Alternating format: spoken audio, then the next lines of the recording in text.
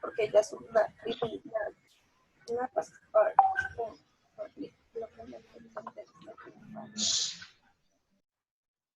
Buenos días para todos. Si hay alguno que tenga dificultades con el sonido, por favor me comunica. En la parte inferior ustedes pueden ver una opción que dice chat. Entonces, al hundirle en esta parte, ustedes van a poder ver el chat del grupo y pueden escribir si alguno no tiene micrófono. Pueden escribir sus dudas o sus inquietudes mediante el chat. La idea es que si alguno no tiene, no está escuchando de pronto lo que estoy hablando, tener en cuenta que en la parte inferior, inferior izquierda, hay una opción que dice activar sonido o conectarse con el sonido. Entonces revisen que esa parte esté activada para que no tengan inconvenientes al escuchar la clase. Bien, y de todas formas, si alguno tiene inconveniente, me comenta para que revisemos qué está pasando. En el grupo les acabo de enviar una fotico de lo que les acabo de decir. En la parte inferior izquierda dice entrar al audio. Entonces, si alguno no está escuchando correctamente, entonces tienen que decirle entrar al audio para que puedan escuchar el sonido dentro de la clase. Bien, entonces, bueno, estamos empezando a implementar esta medida a efectos de lo que ha estado ocurriendo con el coronavirus. Veo que están conectadas 26 personas, que es la mayor parte del grupo. Y bueno, la idea es que podamos continuar con las clases virtuales en la medida en la que se solucione y se supera este impasse. Entonces, la clase yo la estoy grabando para que si de pronto algún compañero no pudo asistir, no tuvo conexión durante la clase, luego la voy a subir a YouTube y se las comparto al grupo para que los que quieran retroalimentar la clase o no hayan podido estar presentes físicamente, bueno, virtualmente, entonces puedan entonces ustedes entrar a retroalimentar la clase. ¿Listo? Bueno, vamos a estar iniciando la sesión. La idea es que partamos la clase en tres aspectos. El primero, vamos a hablar acerca de cómo vamos a ejecutar el segundo corte, es decir, qué actividades componen el segundo corte, cuándo las vamos a trabajar y de qué manera las vamos a estar trabajando. Luego vamos a hacer la socialización de las preguntas del examen del primer corte, que bueno, yo les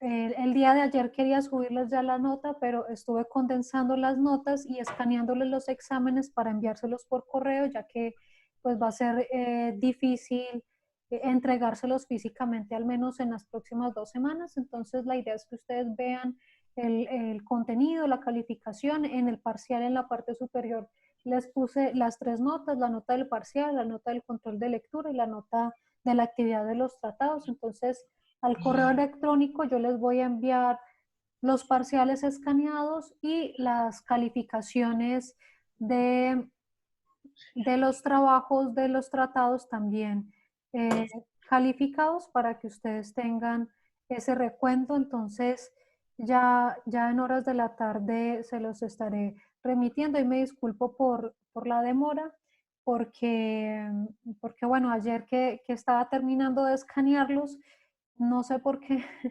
se me quedó todo el paquete encima del escritorio de la oficina y cuando llegué a la casa ya a subirlos, pues tenía todo el paquete allá. Entonces, bueno, ya ahorita en horas de la tarde bajaré otra vez a la oficina. La idea era no salir de la casa, pero bueno, bajo a la oficina y ya desde allá les estaré subiendo las notas para que todos la tengan. Bueno, muchachos, entonces empezando con el primer punto, voy a tomar el PowerPoint como una herramienta a modo de tablero. Aquí la aplicación me permite compartirles la pantalla. Entonces, ahí ustedes pueden ver, les estoy compartiendo la imagen del PowerPoint. Vamos a utilizar PowerPoint a modo de tablero. Bien. Entonces, bueno, ¿cómo vamos a estar trabajando el segundo corte? El segundo corte pues tiene unos porcentajes que ya habíamos acordado dentro de el primer corte, que bueno, vamos a ver si es necesario ajustarlos en algún punto por las medidas de contención. Voy a estar explicando cada porcentaje y las actividades que se desprenden de cada actividad. Bien. Entonces, el primer punto es el parcial. Bien. Entonces, habíamos hablado de un parcial que vale el 70% de la nota. En principio, pues es un parcial escrito de acuerdo con el contenido de lo que vemos dentro de las clases. Bien. Entonces, ese aspecto, en principio, pues lo vamos a trabajar mediante la plataforma Moodle. Yo les había enviado en la plataforma Moodle, perdón, en el grupo del WhatsApp, un tutorial de cómo ingresar a la plataforma Moodle. ¿La idea cuál es? La idea es que en el transcurso de esta semana, de aquí al domingo, todos hagan el intento de ingresar a la plataforma Moodle. Si alguno ya lo había intentado antes y no le había aparecido todavía el curso de Derechos Humanos, ya los cursos en la plataforma Moodle están creados. La idea es entonces que vuelvan a ingresar. La idea es que vuelvan a ingresar a la plataforma Moodle y a partir de ello, entonces, podamos verificar que ustedes puedan tener acceso a la plataforma. Bien, entonces si alguno en el transcurso de la semana ingresa a la plataforma y tiene dificultades para encontrar el curso de Derechos Humanos, por favor me comunican, porque si eventualmente en 20 días hacemos el parcial mediante la plataforma, pues sí necesitamos que todos tengan acceso sin dificultades a la plataforma. Bien.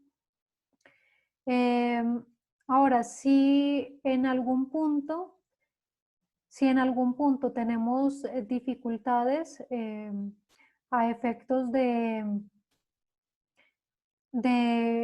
utilizar la plataforma como mecanismo de evaluación, muy seguramente, y bueno, digamos que si las medidas se prolongan hasta abril, entonces el parcial lo estaríamos dividiendo en varios aspectos, ¿no? Bueno, haríamos un parcial escrito mediante la plataforma Moodle, que sería un poco más sencillo por efectos de la contingencia, y haríamos una actividad que haría parte del parcial, pero que sería una actividad entregable en grupos, que sería la de redactar una denuncia ante uno de los comités de la ONU con base en un caso que yo les estaré planteando. Bien. Si las medidas se postergan, si de pronto para ese momento ya tenemos la posibilidad de acceder físicamente a la universidad, pues haríamos el parcial. Si no, pues entonces previendo la contingencia, de antemano se los comento, ¿no? Haríamos el parcial en dos momentos, ¿no? Un momento que sería mediante la plataforma y otro momento que sería una actividad grupal a través de la redacción de una denuncia ante uno de los comités de la ONU. Luego tenemos un 15% que equivale a la actividad de jurisprudencia internacional, que lo habíamos hablado también al principio de semestre. Y esta actividad ya es similar a lo que se hizo con los tratados internacionales. Pero en este caso la idea es que tengamos la posibilidad de revisar jurisprudencia internacional en materia de derechos humanos y en materia de derecho internacional humanitario. La idea es que para esta actividad organicemos grupos de 4 personas, ¿sí? Debido pues digamos que a la contingencia necesitamos que sean grupos un poco más condensados. La mayoría pues eran grupos que tenían, trabajaban de a 2 o trabajaban de a 1. Entonces, por la contingencia y por efectos de tiempo, la idea es que podamos organizar los grupos, sobre todo los que son más pequeños, que traten de comunicarse con los compañeros para que puedan hacer la actividad en grupos de 4 personas, máximo 5. Bien, ¿cómo estaríamos haciendo la actividad? La actividad, bueno, pues está dividido en 2 nuevamente. Esa actividad consiste en principio en realizar, ¿sí? Profe, Sí. qué pena interrumpirla. Es que me llaman algunos compañeros que cuando usted activó PowerPoint, sacó del video a muchos compañeros. Quedaron por fuera y no la están viendo. Ah, bueno, no, pero están viendo la imagen. Lo importante es que No vean ven la la imagen. imagen. Pues el que me llama no ve la imagen. Únicamente escucha lo que dice la doctora. Pero ve el PowerPoint. No lo ven. ¿Quiénes tienen ese problema? ¿Cómo se llama el compañero? Julián Andrés Díaz. Julián Andrés Díaz. Sí, porque aquí me aparece que están conectados 27 personas. ¿Alguien más tiene ese problema? Julián. Bueno, dile a él que se salga de la reunión y vuelva a ingresar. Profe, Sí. hay una compañera que no la escucho.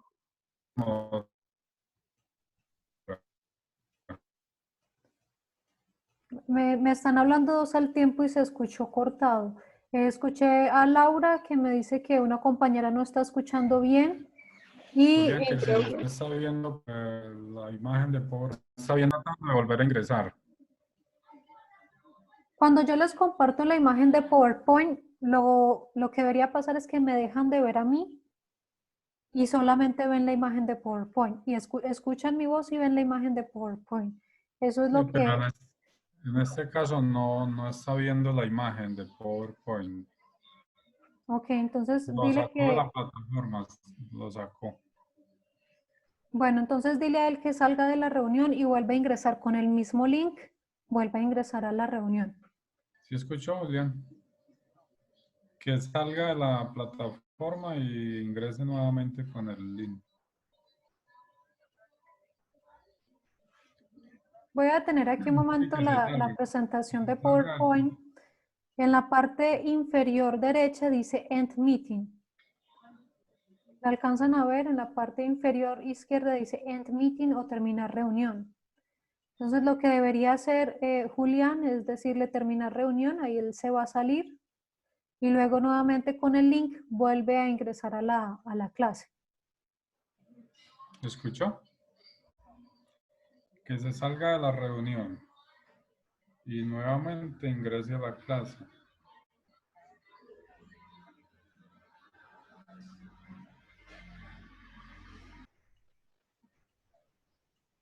Sí, ahí está en la parte inferior. ¿Cuál es la compañera que Sí, no está escuchando bien? salga de ahí.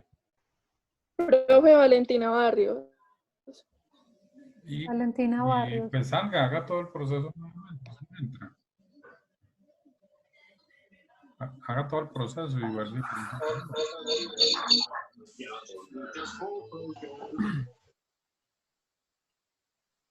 Bueno, entonces, ok, pero la compañera Valentina Barrios, yo creo que ella tiene un problema tiene un problema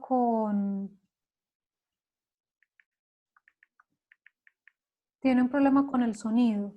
Entonces, Laura, que estabas hablando con Valentina, dile por favor a Valentina que en la parte inferior, en la parte de mute, bueno, a ustedes les aparece ahí, es como les había mandado al grupo, entrar al audio. Entonces, tiene que ponerle llamar a través del audio del dispositivo, porque seguramente lo que está pasando es que ella no tiene activado el sonido dentro de la reunión. Bueno, profe, ya le dije. Entonces, coméntale esa parte para que ella no tenga dificultades.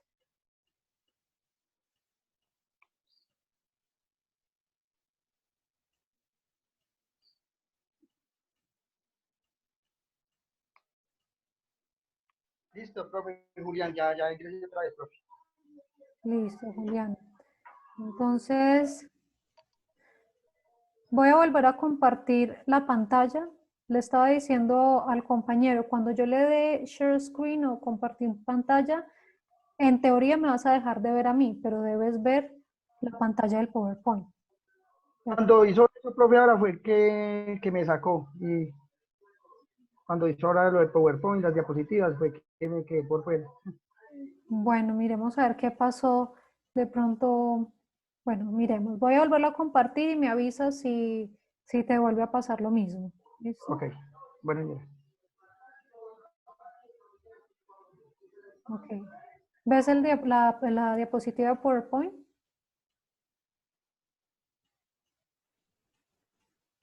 Julián.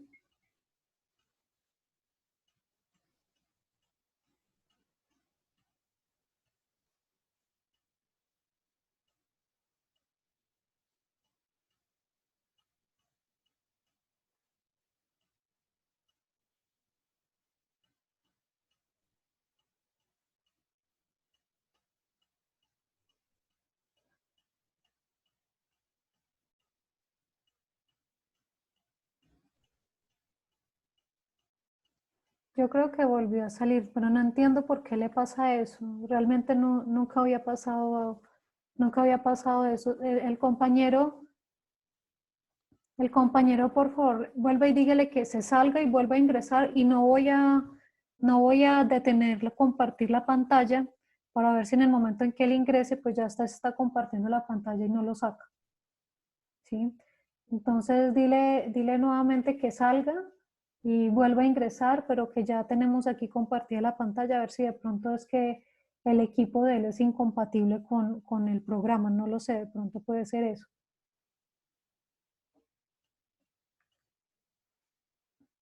Sálgase de la reunión y hace el mismo procedimiento que hizo. Bueno, aparte del compañero, ¿alguna otra dificultad? ¿O alguna pregunta hasta aquí?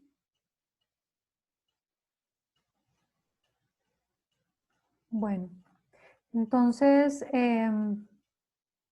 mientras volvemos a tener al compañero, retroalimento esta parte.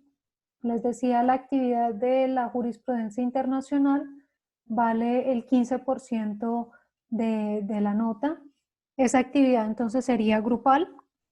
La idea es que, bueno, si ustedes trabajaron con grupos que eran ya de 4 personas, 5 personas en el primer corte, simplemente vuelven a mandar el listado, es decir, ahorita en horas de la tarde, cada grupo me comparte por el grupo de derechos humanos cuál sería su grupo de trabajo, ¿de acuerdo?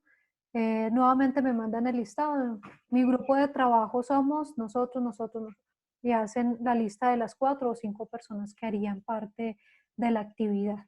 Entonces les decía, pues la idea es que podamos trabajar grupitos más grandes por efectos de tiempo, porque bueno, en este segundo corte, perdón, en el primer corte teníamos alrededor de 20 grupos para hacer exposiciones y pues se nos alarga un poco la actividad. Entonces la idea es que podamos tener alrededor de unos 10 grupos únicamente. ¿Listo? Bueno, el compañero, ¿qué sabes de Julián?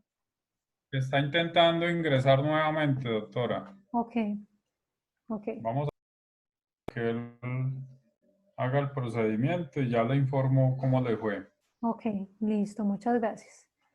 Bueno, entonces, ¿qué vamos a hacer? Después de que ustedes me confirmen los grupos de trabajo, a cada grupo de trabajo yo le asignaré la sentencia que le correspondería trabajar en la actividad. Bien. Sentencias que podrán ser de la Corte Interamericana de Derechos Humanos, la Corte Internacional de Justicia, la Corte Penal Internacional. Bueno, a cada grupo yo le estaré distribuyendo. Si de pronto son sentencias muy extensas, entonces les estaré confirmando cuáles van a ser cuáles van a ser los respectivos apartes más relevantes que deberían trabajar. ¿Listo? En relación con, con la lectura, después de haber hecho la lectura, la idea es que cada grupo haga un mapa conceptual sintetizando la información que está dentro de sus respectivas sentencias. ¿Cuál es la información que se debería tener dentro de ese mapa conceptual? Bueno, lo primero es tener el organismo que profirió el fallo y la fecha del fallo. Si lo profirió la Corte Interamericana, el Tribunal Europeo de Derechos Humanos, y en qué fecha fue proferido el fallo. Bien. Bueno, y la idea es que ustedes al principio, así como hicieron con el mapa conceptual del tratado, pues de la misma manera, por ejemplo, ustedes decían Pacto Internacional de Derechos Civiles y Políticos. Entonces, poner el nombre del caso. Normalmente los casos, por ejemplo, la Corte Interamericana suele poner el nombre de una de las víctimas versus el Estado, ¿no? O algún aspecto sustancial del caso versus el Estado. Por ejemplo, el Estado, por ejemplo, en el caso...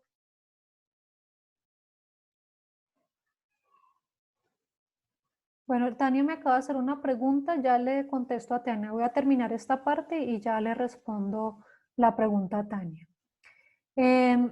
Entonces, cada caso tiene un nombre. Por ejemplo, hay un caso muy famoso de la Corte Interamericana es el caso Campos Algodonero versus México. En el caso de Colombia, la masacre de los 19 comerciantes versus Colombia. Entonces, cada uno identifica, eso está al principio de la sentencia, siempre se les dice el nombre del caso. Iniciar con el nombre del caso, el organismo que lo profirió, la fecha en la que fue proferido el fallo. Luego hacen una relación de la síntesis de los hechos más relevantes del caso, es decir, cuáles fueron los hechos que dieron lugar al caso. Posteriormente, ustedes harían una relación de los derechos que fueron presuntamente vulnerados. Bien, esos hechos presuntamente vulnerados hace referencia a los, bueno, la Comisión Interamericana o las víctimas de los casos indican en su caso concreto qué es lo que creen que fue violado en su caso. Bien, por ejemplo, usualmente hablan, bueno, se me violó el artículo 4 del derecho a la vida, el artículo 7 acerca de la libertad, el artículo 8 garantías judiciales. Entonces, ustedes indican cuáles fueron los derechos que fueron presuntamente violados de acuerdo con lo que indica,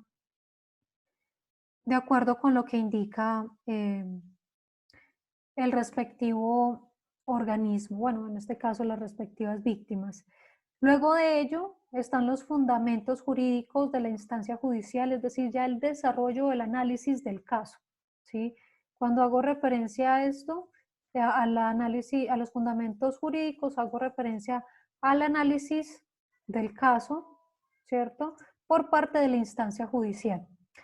Entonces hay algunos aspectos que no son tan relevantes que ustedes los establezcan dentro de la respectiva, dentro del respectivo mapa. Por ejemplo, en la Corte Interamericana es usual que haya una sección extensa en donde se hace una relación de todas las pruebas que fueron presentadas, las declaraciones, los affidavits, las pruebas documentales. Entonces, ese aspecto no es tan importante en este momento. Lo que nos interesaría ver es cuáles son el análisis del caso, que eso va después, ya cuando la Corte analiza cada derecho, por ejemplo, hacer un análisis del derecho a la vida, del derecho a las garantías judiciales, a la libertad de expresión.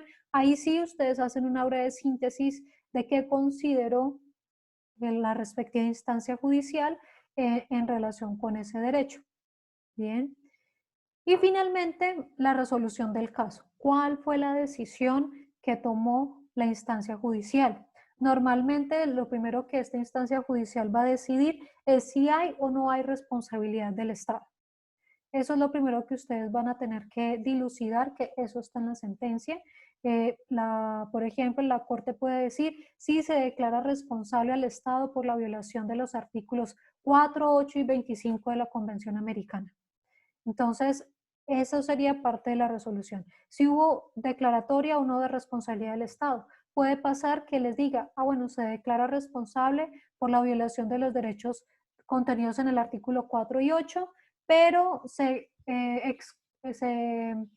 declara no responsable al Estado en relación con el artículo 25, por ejemplo. Entonces ya ustedes entran a mirar, por eso es que anteriormente había los derechos presuntamente violados y la resolución del caso ya confirma a la instancia judicial cuáles derechos efectivamente fueron violados. Y la idea es que ustedes miren además en esa parte resolutiva cuáles fueron las medidas de reparación que otorgó la instancia judicial. Siempre que se encuentra responsable al Estado de una violación de los derechos humanos, correlativamente entonces se estará revisando cuáles son las medidas de reparación que se tienen que implementar por parte del Estado. Por ejemplo, que se tiene que dar una indemnización, que se tiene que acompañar de unas medidas simbólicas, por ejemplo, construir un monumento, que se tiene que acompañar de la modificación de una ley. Bueno, entonces en cada caso vamos a estar viendo que hay casos en los que se ordenó modificar la constitución política del Estado. Hubo casos en los que se ordenó eliminar una ley. Hubo casos en los que se han ordenado medidas de reparación simbólica. Entonces, a partir de esta actividad de la jurisprudencia internacional vamos a ver los diferentes mecanismos de reparación y a partir de ahí pues haremos un breve contraste al respecto. Bien, eso sería el contenido del mapa conceptual. La idea es que podamos hacer la sustentación oral de la misma manera que lo estamos haciendo aquí. En una clase nos dedicamos a que cada grupo mediante Zoom haga su respectiva sustentación. Sin embargo, si algún grupo quiere adelantar la sustentación mediante la grabación del video, y aclaro, no les estoy pidiendo que se reúnan en la casa de algún compañero o en algún sitio, no, no les estoy pidiendo eso porque justamente la medida de contención que se está tomando actualmente es que cada uno permanezca en su casa y que evite el contacto con las otras personas, entonces no les estoy pidiendo que se reúnan. Pero hay grupos, por ejemplo, que han tomado digamos que ciertas medidas. Por ejemplo, algunos grupos se han reunido mediante Zoom, cada uno desde su casa, graban la sesión, cada uno haciendo la sustentación de su parte y me lo comparte. Otras personas, por ejemplo, cada uno desde su casa con su celular, graba la sustentación de su parte y posteriormente proceden a enviárselo a una sola persona que une los 4 videos y me lo mandan. O lo suben a YouTube y me mandan el link. Bien. Entonces, si hay algún grupo que lo quiere adelantar de esa manera, y que los invito a que por efectos de tiempo también lo puedan hacer de esa manera, entonces lo pueden hacer. Si no, pues de todas formas vamos a ir a tomar una sesión en la que estaremos socializando la actividad y por lo mismo es que me interesa que tratemos de reunir los grupos para que no sean tan numerosos, sino que los podamos trabajar de mejor manera. Y por lo mismo, pues la calificación dentro de esa exposición, pues será, aunque se trabaje en grupo, yo le daré una calificación individual a cada persona por si hay alguno que dice, no, es que yo prefiero trabajar solo porque de pronto el compañero no expone tan bien. Profe, qué pena interrumpirla. Yo quería saber algo, no sé si ya lo dijo. ¿Este video es para cuándo? O sea, ¿para cuándo se tendría que entregar? Ok, bueno, en horas de la tarde también les voy a compartir esta presentación y ahí les voy a especificar nuevamente las fechas. La idea es que esta actividad de la jurisprudencia internacional la empecemos a realizar dentro de 15 días. ¿Sí? Es decir, no la próxima semana, sino dentro de 15 días. Bien. Profe, o sea que tenemos que tener el video y la actividad pues para dentro de 15 días ya todo, pues toda lista. Sí, la idea es que ustedes lean la sentencia, hacen el mapa conceptual y hacemos ya la presentación dentro de la clase en 15 días. Listo. Bien. Entonces, bueno, la idea es que el video sea si hacen un video, pues que sea de máximo 7 minutos. Ahora, como hacemos la actividad dentro de la clase, la idea es que sí traten en la medida de lo posible de que la exposición no pase de los 5 minutos para que todos tengan la posibilidad de participar. ¿Listo? Bueno, no sé si hay alguna otra pregunta en relación con la actividad de la jurisprudencia internacional. Bueno.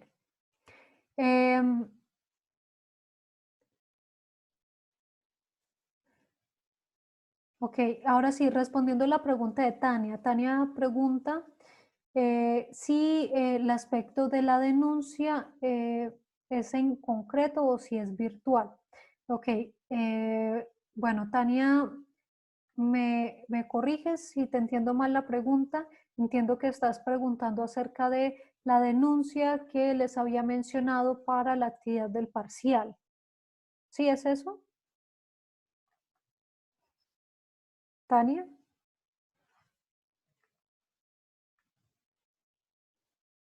Sí, ok. Bueno, entonces les reitero esa parte. Les decía, de momento tenemos que el parcial va a ser escrito mediante la plataforma. Si vemos que definitivamente, bueno, la idea era que el parcial fuera normal, ¿no? Como normalmente se ha ejecutado, pero si vemos que la próxima semana nos confirman que las medidas se van a tomar, digamos que hasta los exámenes del segundo corte, entonces a efectos de facilitar el parcial para que no sea únicamente las preguntas de la plataforma, sino que sea de alguna medida un poco más amigable, entonces lo que haríamos es que el parcial lo dividiríamos en dos y el 35% sería la actividad mediante la plataforma Moodle y el otro 35% sería una actividad grupal. Esa actividad grupal se entrega por escrito, no sería una sustentación oral, sino que sería por escrito. Yo les doy un caso para que ustedes redacten la denuncia, que ese es el tema que vamos a estar terminando de ver el día de hoy en la segunda hora. Redacten una denuncia ante un comité de la ONU. Y ese sería pues el otro porcentaje del parcial. ¿De acuerdo? Entonces, la pregunta era si era escrito o virtual. Bueno, es escrito. Es escrito, ustedes me lo estarían enviando al correo electrónico y pues eso sería parte del 70% de la nota del parcial. Bien. ¿Hay alguna otra pregunta hasta lo que llevamos de momento? Bueno, entonces continúo con el otro 15% que corresponde a los controles de lectura y videos complementarios. Entonces, dentro de esta actividad de los controles de lectura, vamos a tener dos actividades. La primera, que se les había empezado a mencionar en la clase pasada, tiene que ver con el control de lectura de los cuatro tipos de decisiones que se pueden tomar por parte de los comités de la ONU, ¿no? Es decir, las observaciones finales, las observaciones generales, las decisiones de las denuncias en casos concretos y las decisiones cuando se toman de investigaciones urgentes. Entonces, en los mismos grupos de trabajo en los que ustedes van a trabajar la actividad de la jurisprudencia internacional, vamos a estar haciendo un control de lectura que también va a ser por escrito, ¿sí? La idea era que si hubiéramos estado en el salón, pues iba a llevar preguntas de cada uno de los casos, pero pues dadas las contingencias, entonces vamos a optar por un plan B. ¿Cuál es ese plan B? Bueno, en la tarde, cuando ya me hayan confirmado los grupos de trabajo para este segundo corte, yo le enviaré a cada grupo la sentencia que deben leer para la actividad de jurisprudencia internacional y les estaré indicando cuál va a ser la decisión que deberán leer. Si es un informe final, si es unas observaciones generales, en fin, a cada grupo le indicaré qué documento debe leer. Y de ese documento yo les estaré remitiendo unas preguntitas concretas, es decir, que ustedes a medida que van leyendo, pues van sacando esos aspectos, ¿no? Preguntas simplemente para ver que efectivamente se hizo la lectura y análisis del documento. Preguntas, por ejemplo, como ¿qué artículos del Tratado Internacional se alegaron como violados? ¿Cuáles fueron los hechos que motivaron la denuncia? ¿Cuál es la posición del grupo frente a la decisión tomada por el comité? ¿De acuerdo? Entonces, la idea es que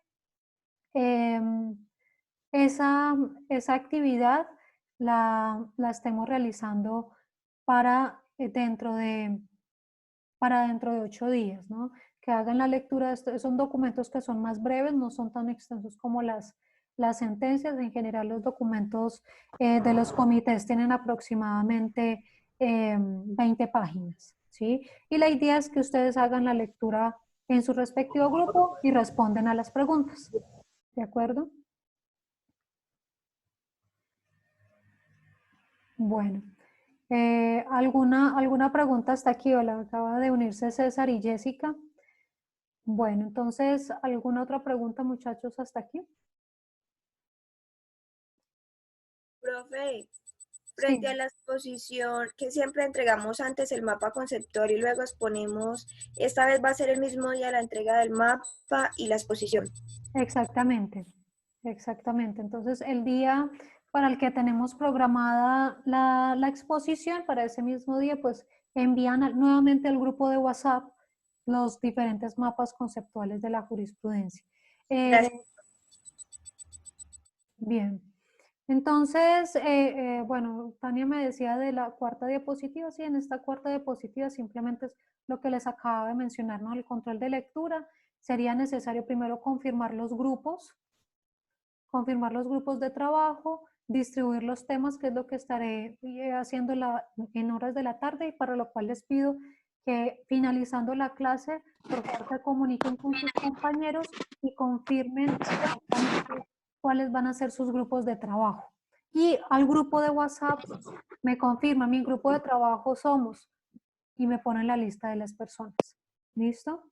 Ya con sus grupos de trabajo pues realizan el mapa conceptual y la actividad del control de lectura del documento que les estaría remitiendo, y la sustentación mediante video pues para los grupos que así lo prefieran para el mapa conceptual.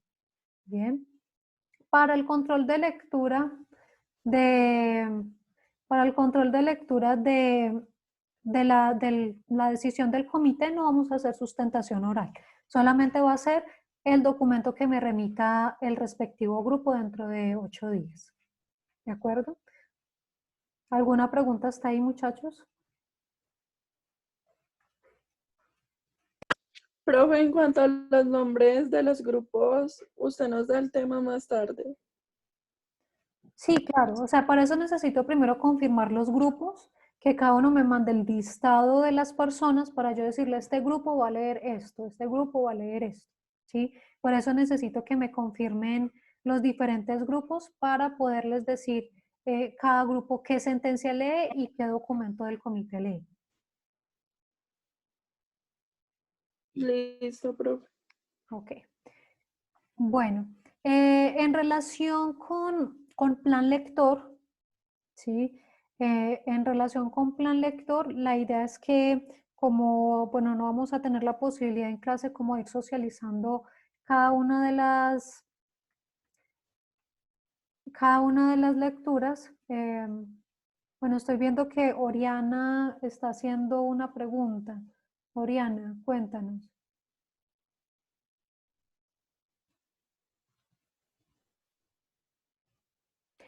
Bueno, del control de lectura del documento del Comité de la ONU, bueno, Oriana nos pregunta si yo les envío las preguntas del control de lectura. Sí, para el control de lectura del documento del comité, yo les digo a cada grupo, usted va a leer este documento, este documento, este documento, y las preguntas que deben responder con base en este documento son estas. ¿Sí? Entonces, cada grupo lo que hace en el control de lectura es que realiza la lectura del documento y me responde las preguntas que les estaré enviando o compartiendo al grupo de WhatsApp. ¿Listo? Bueno, entonces para plan lector, como no vamos a tener la posibilidad también por efectos de tiempo de estar socializando los diferentes capítulos del texto, entonces vamos a estar optando también por un plan B. Ese plan B sí va a ser ya de índole personal o individual.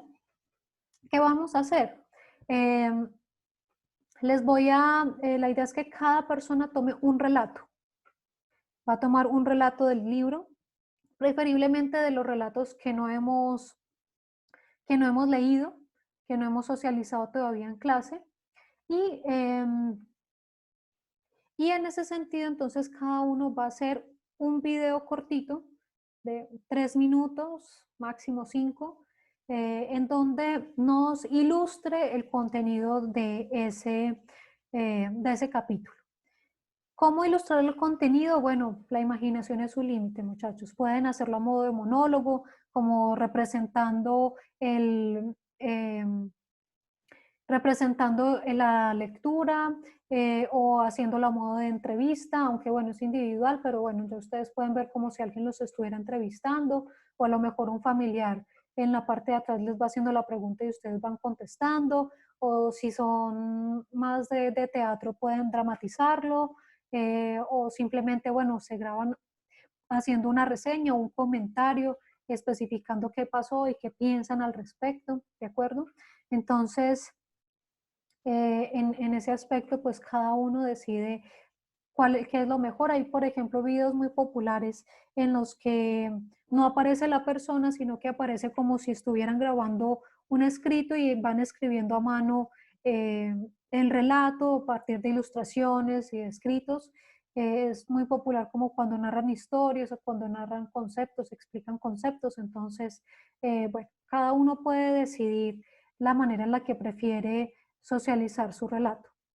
Entonces, no, la actividad, Laura pregunta, ¿la actividad del libro es individual o en grupo? No, recuerden que la actividad del libro sí va a ser a nivel individual, ¿sí? Porque la idea es que, bueno, en general esta actividad que les estoy planteando la he trabajado normalmente en grupos, pero como actualmente es difícil reunirse, entonces lo que van a hacer es que, bueno, la idea es que ustedes la entreguen dentro de 20 días, ¿no?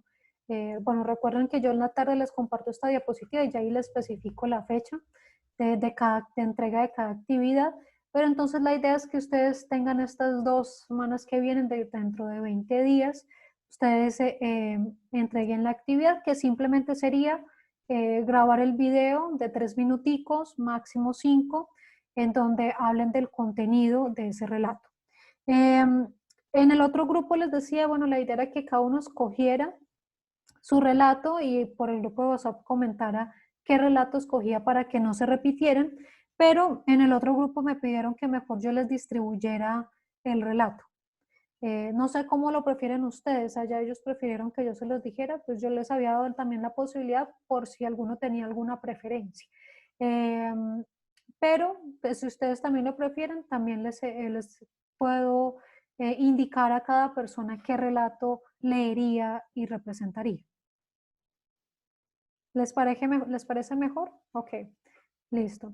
Entonces, yo los estaré distribuyendo y les estaré enviando un archivo en Excel con el nombre de cada persona y al lado del nombre les estaré poniendo el nombre del relato que les correspondería. ¿Listo? Bueno, muchachos, entonces esas serían las actividades que estaríamos desarrollando durante el segundo corte. Y ya las fechas exactas, entonces, se las comparto junto con este archivo al grupo de WhatsApp. Bien. ¿Alguna otra pregunta hasta aquí, muchachos? Bueno. Entonces, continuando con la segunda parte de la clase, vamos a estar socializando. Vamos a estar socializando las preguntas del examen. Veo aquí que están haciendo una pregunta.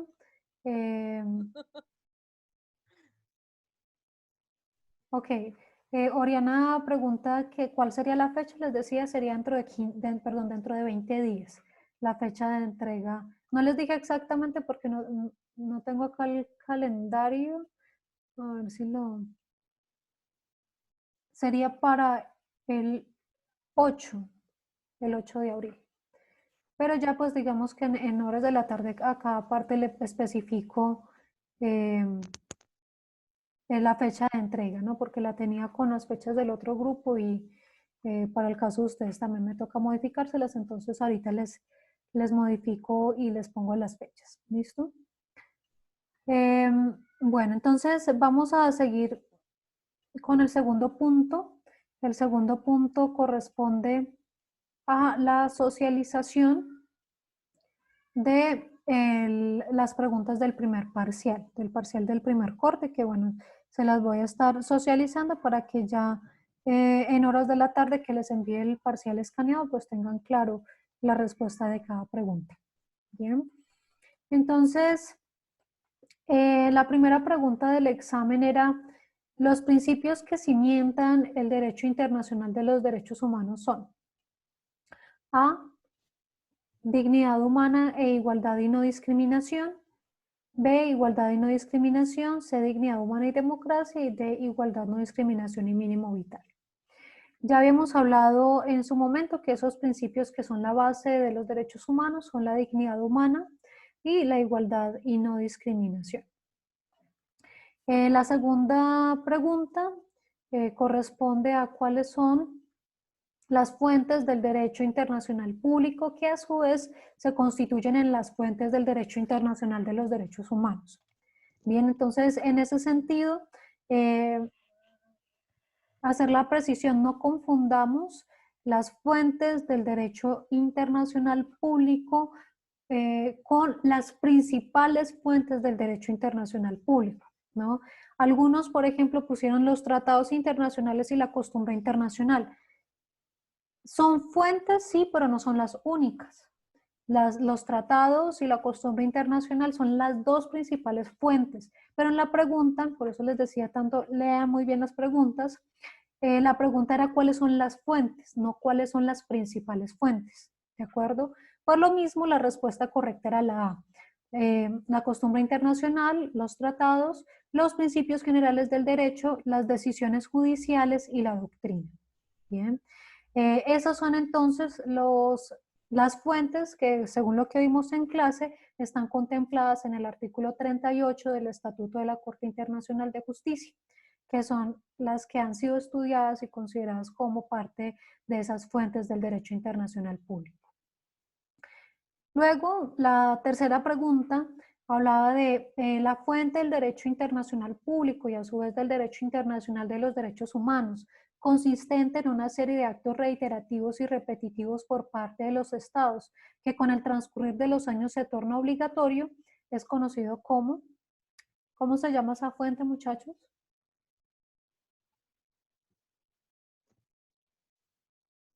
La costumbre internacional. Claro, la costumbre internacional. Entonces, de hecho, era una de las preguntas más sencillas porque la costumbre internacional tiene una definición muy similar a la que corresponde a la costumbre a nivel interno, ¿no? Entonces, tienen una definición muy similar. Entonces, sí, la respuesta correcta era la costumbre internacional. Luego, en la cuarta pregunta, se decía, el antecedente más antiguo sobre el reconocimiento de un conjunto de derechos hacia el ser humano es. Entonces, en clase estuvimos hablando acerca de los antecedentes de ese reconocimiento de los derechos. El más antiguo correspondía al del cilindro de Ciro, que habíamos hablado que había sido dentro del siglo V antes de Cristo. Por lo mismo, pues es la respuesta correcta. Los otros, pues ya tienen, de hecho todos se dan después de Cristo, entonces pues son antecedentes mucho más recientes. El más antiguo era el del cilindro de Ciro. En la quinta pregunta les planteaba, bueno, sírvase a indicar en qué consiste el modelo convencional de protección de los derechos y planteo un ejemplo de un organismo internacional que haga parte del mismo. Bueno, en esa pregunta, pues realmente también dependía de la argumentación, de la redacción que cada uno planteara. Digamos que no les digo la respuesta tenía que ser en estos términos o exactamente con estas palabras, porque digamos que valoré la cercanía o la claridad con la que planteaban la idea. Sin embargo, pues plantear la idea es que por lo menos evitemos cometer imprecisiones, ¿no? Que dentro del lenguaje jurídico es muy importante no caer en esas imprecisiones. Por ejemplo, cuando les planteaba el organismo internacional, algunos dentro del parcial establecían, y el ejemplo del organismo, la Convención Internacional contra la Tortura.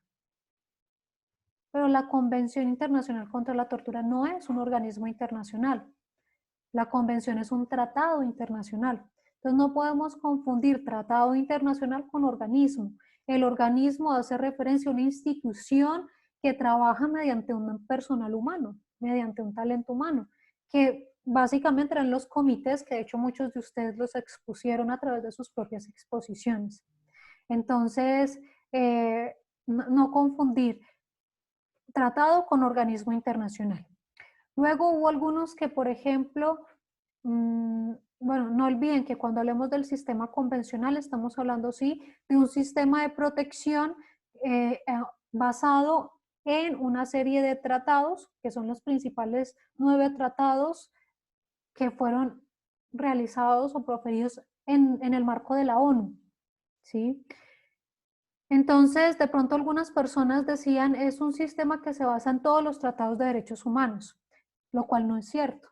Recuerden que en el modelo convencional solamente se trabajan los principales tratados de derechos humanos de la ONU, ni siquiera de cualquier organismo de derechos humanos, sino únicamente de los principales de la ONU, son los que hacen parte del modelo convencional. Bien, entonces evitar esa imprecisión.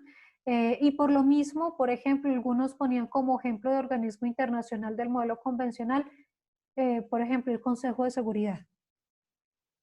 Entonces recuerden que los organismos que hacen parte del modelo convencional son los comités. El ejemplo que podían dar a cualquiera de los comités. Pero poner, por ejemplo, el Comité de Seguridad, bueno, el Comité de Seguridad hace parte de la ONU, pero no hace parte del sistema convencional. Algunos pusieron Corte Interamericana de Derechos Humanos, ni siquiera hace parte del modelo de la ONU, ¿no? Entonces, bueno, ya cada uno hace su análisis a partir de su respectiva consideración. En la sexta pregunta ocurrió algo bien curioso, porque en clase les dije, ojo con la Carta Internacional de Derechos Humanos, porque muchos creen que es un tratado internacional y no es un tratado internacional, ¿sí? Y por ahí más de uno me dijo que era verdadero, que había sido el primer tratado internacional aprobado por la ONU, y eso era falso. ¿Por qué? Porque recuerden que la Carta Internacional de Derechos Humanos no es un tratado internacional. La Carta Internacional de Derechos Humanos es un conjunto de los principales tratados creados con posterioridad a la ONU. ¿Alguno recuerda cuáles son los tratados que hacen parte de la Carta Internacional de Derechos Humanos?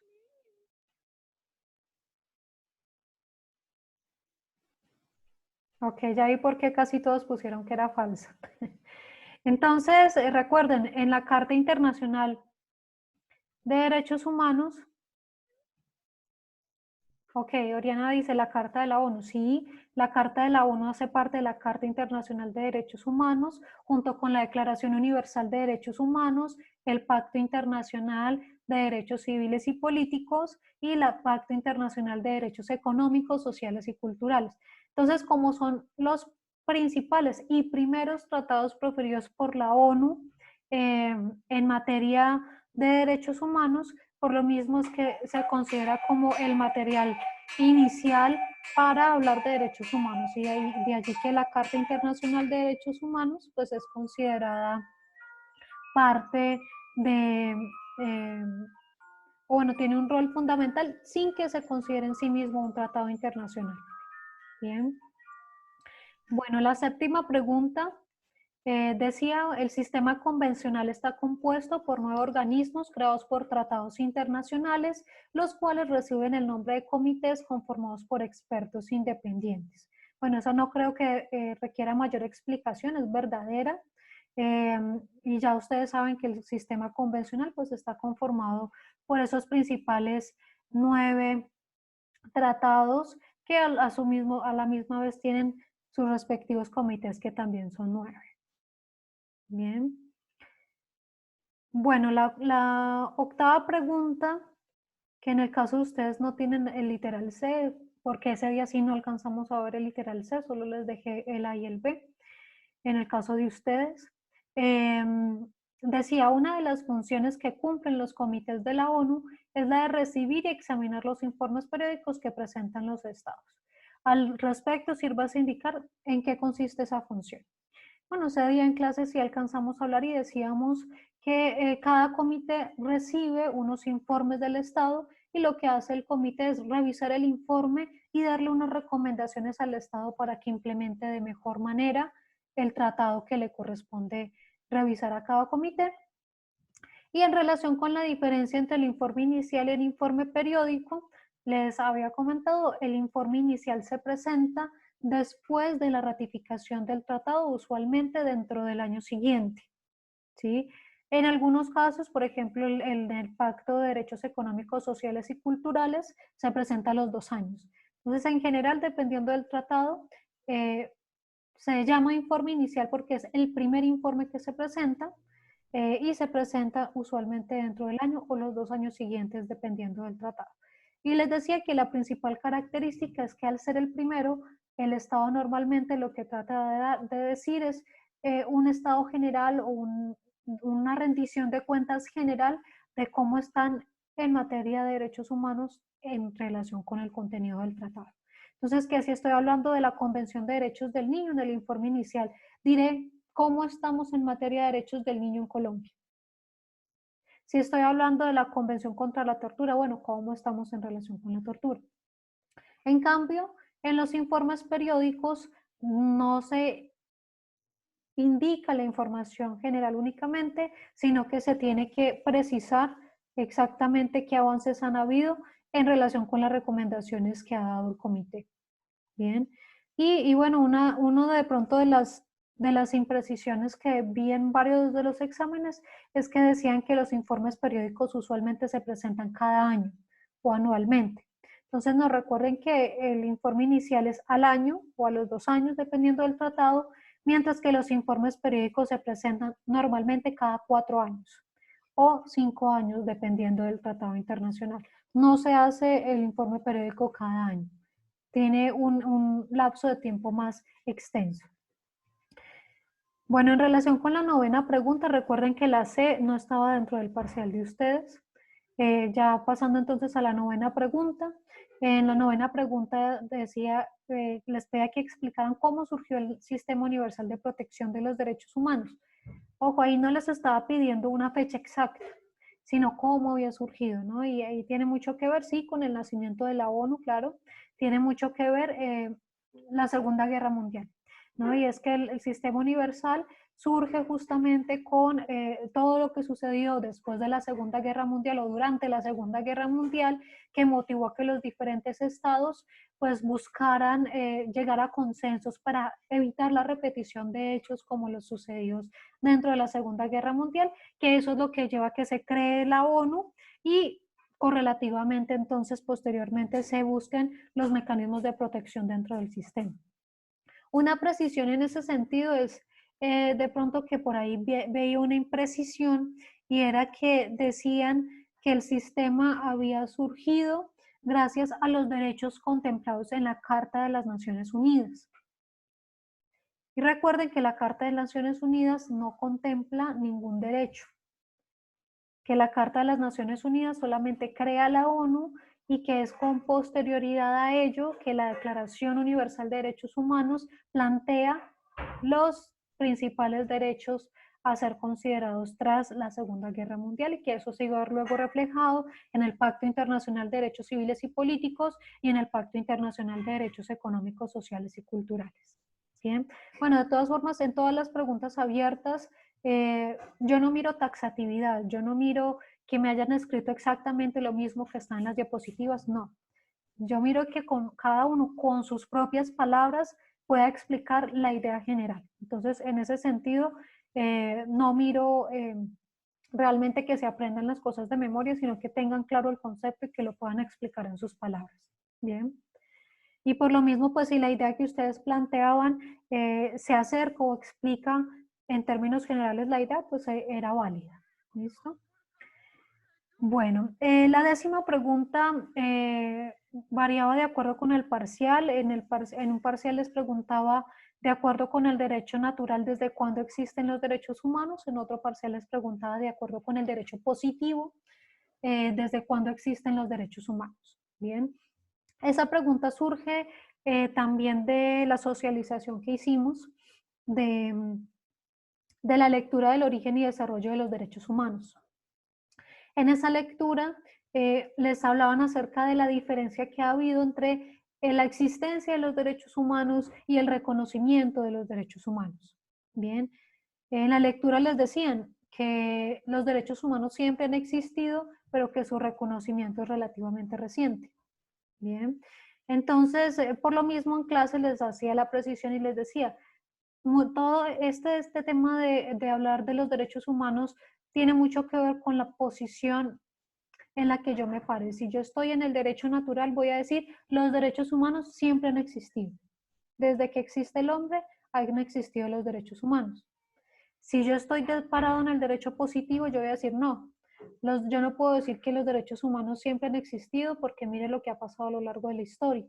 Entonces tendría que decir que los derechos humanos, de acuerdo con el derecho positivo, siempre han existido, han existido desde que se hizo su reconocimiento positivo, es decir, un reconocimiento escrito, ya sea a nivel nacional o a nivel internacional. ¿Sí? Si yo reconocí los derechos en la Constitución, pues el derecho empezó a existir desde que lo reconoció en la Constitución. Si yo ratifiqué un tratado internacional, pues desde que ratifiqué el tratado internacional. Eso de acuerdo con el positivismo, ¿no?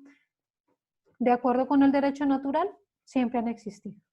Bien, entonces lo que concluíamos en clase en general era que los derechos siempre han existido, pero que su reconocimiento no ha sido desde siempre, ¿no? Que ha sido algo que se ha dado principalmente en los tiempos más recientes. Bueno, la pregunta 11, que en general fue la que la mayoría supo contestar correctamente, les pedía que me indicaran 2 características de los derechos humanos y que las explicaran. Ya ahí cada uno pues escogía la característica que mejor prefiriera, si se habla de la interdependencia, la universalidad, que son derechos inalienables, imprescriptibles. Bien, entonces ya ahí cada uno escogía lo que prefiriera. Las otras 2 preguntas, la 12 y la 13, salía de la lectura del origen y desarrollo de los derechos humanos, que también de hecho fueron preguntas que socializamos dentro del control de lectura. Decía la 12, un aporte de los griegos al desarrollo de los derechos humanos fue que a través de la filosofía estoica se formuló la teoría de los derechos naturales. Era verdadera. Efectivamente, dentro de la lectura les decían que los griegos, a partir de la filosofía estoica, habían empezado a hablar acerca de los derechos naturales y que es a partir de ese momento entonces en donde podemos ver incluso desde la antigüedad que se hablaba de derechos naturales. No era propiamente el término de derechos humanos, pero sí podemos ver que se empieza a hablar acerca de los derechos naturales. Luego, la pregunta número 13 nos dice, un aporte de la filosofía cristiana a los derechos humanos fue proclamar la igualdad y sentar las bases para el reconocimiento universal de la dignidad humana. Y bueno, esta pregunta también era verdadera. Justamente dentro de la lectura les decían que a pesar de las contradicciones internas que representaba la filosofía cristiana, pues había, a pesar de promover muchos elementos importantes de los derechos y de las personas, pues también habían cometido actos que atentaban contra los derechos humanos, ¿no? Como lo fueron las cruzadas, la Inquisición, etc. Pero en la lectura les decían sí que un aporte importante en materia de derechos humanos había sido que esta filosofía había proclamado la igualdad y la dignidad humana de carácter universal. La pregunta número 14 también salía de la lectura del origen y desarrollo de los derechos humanos, y de hecho también lo socializamos cuando hicimos el control de lectura, y era pues indicar cuáles son los sistemas regionales de protección de los derechos humanos, que se los también mencionaba en la última clase. Recuerden, son 3: el sistema interamericano, el sistema europeo y el sistema africano. Decíamos, no existe un sistema asiático, solamente se han creado en Europa, en África y en América. Nuevamente, evitar imprecisiones, ¿no? Por ejemplo, aunque bueno, les valí alguito cuando me ponían esa respuesta, pero evitemos imprecisiones. Algunos me ponían sistemas regionales, la Convención Europea de Derechos Humanos, la Convención Americana de Derechos Humanos, la Carta Africana. Entonces, ojo, recuerden que hablamos de sistema, y el sistema es un conjunto de tratados y un conjunto de organismos. El sistema interamericano tiene su base en la Convención Americana y en 2 organismos que son la Comisión y la Corte Interamericana. Pero la Convención Americana no es el sistema en sí mismo, ¿sí? Entonces, no confundamos sistema con convención, no confundamos Corte Interamericana con sistema. Los 2, tanto el tratado como los organismos, hacen parte del sistema, ¿bien? Entonces, no confundamos esos elementos, ¿bien? Y en la pregunta número 15, se planteaba, bueno, que cada uno desde el tratado que les había correspondido plantearan 2 derechos o 2 obligaciones estatales contenidos en él, y que a partir de allí pues plantearan a qué generación de derechos contenía, planteaban pues los derechos explicados, ¿no? Entonces, de pronto por ahí lo que veía era que confundían derechos de primera con derechos de segunda generación o de tercera generación. Bueno, por ejemplo, habían algunos que no me especificaban exactamente cuál era el tratado que habían hablado, y me hablaban de dignidad humana. Y bueno, pero ¿qué tratado fue? ¿Cómo sé que no se están inventando el derecho, no? De todas formas, bueno, hubo personas que por la redacción también se los valía, o les valía una parte, de acuerdo pues con la respuesta completa que me dieran. ¿Listo? Y bueno, ya en la parte del control de lectura, muy a grandes rasgos, ya la primera y la segunda eran abiertos a la argumentación de cada uno. Lo único que les diría en relación con los refugiados es que no pensemos que refugiados son solamente niños. Los refugiados pueden ser cualquier persona: hombre, mujer, niño, anciano, ¿sí? Y lo que en general la mayoría sí concordaban, que eran personas que por la afectación que vivían por causa de la guerra, pues sufrían y tenían que huir de sus hogares, ¿no? En general tiene que ver con la noción de refugiados. Y en general, pues hay similitudes, ¿no?, con los refugiados del día de hoy. Pensemos el caso Venezuela, el caso Siria, que tienen, e incluso pues muchas personas que han sido víctimas del conflicto armado, pues también han tenido que vivir situaciones similares a las que se plantean en el relato. En la segunda pregunta de cómo percibían los niños la guerra antes y después, bueno, también tiene mucho que ver con lo que en general plantearon en el grupo. Los niños en general la guerra antes de que iniciara la percibían como un juego, y después de la guerra pues ya se dan cuenta de la realidad. Y bueno, tiene mucho que ver ya con lo que ustedes cada uno planteó del sufrimiento y el dolor que veían en cada niño. En la tercera pregunta, sobre el protagonista que creía que era imposible que él muriera en la guerra, era verdadero. Él efectivamente creía que no iba a morir, e incluso habiendo vivido muchas situaciones le parecía como algo difícil de creer. En la cuarta pregunta, nuevamente, bueno, él se planteaba si había quedado sordo como consecuencia de la guerra.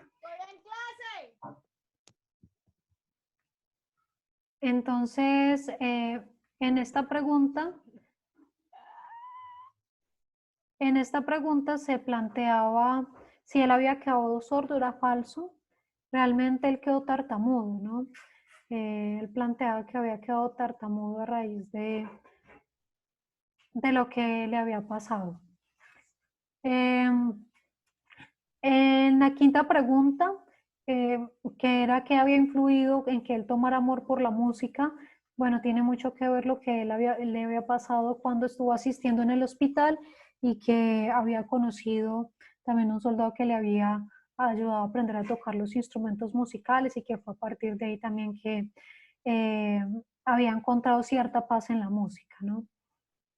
En la sexta pregunta, bueno, también era muy concreta, ¿cierto? Era por qué los muertos estaban fuera de las tumbas, que era básicamente porque habían bombardeado el cementerio, y el protagonista plantea que el sótano le daba miedo porque habían ratas en el sótano y pues eso le generaba temor. En la séptima, ¿qué había pasado o qué había generado para que él tuviera que guardar cama durante tanto tiempo? Él planteaba que, bueno, en el relato ellos mencionaban que siempre tenían hambre, ¿no?